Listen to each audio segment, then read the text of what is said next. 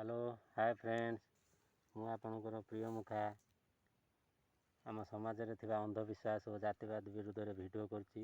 यदि आपण मानकु मो वीडियो पसंद आसुथाए कि आपण माने चाहुथांते कि आम समाज रु ए भेदभाव हटि जाई समस्ते आम हिंदू भाई भाई हे रहिबा तेणु करी मते सपोर्ट करंतु, मो वीडियो को लाइक करंतु और सब्सक्राइब करंतु।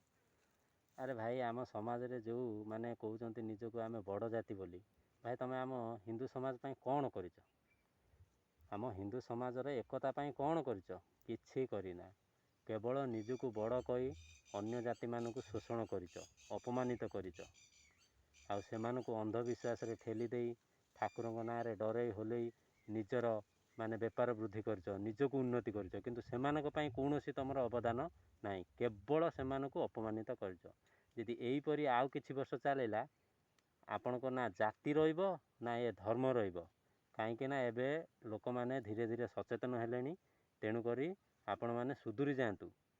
हिंदू समाज रे यदि आपण बड़ हबा को चाहुचंती निजर मानविकता दृष्टि रु समस्त को भल पांतु, आपणांतु, तेबे जाई आम हिंदू धर्म स्ट्रांग हबो। नहले आपण ए जो निजको बड़ बड़ बड़ बड़ कही होउचंती ना, सेमाने भी आउ मूर्ख हेई नांती।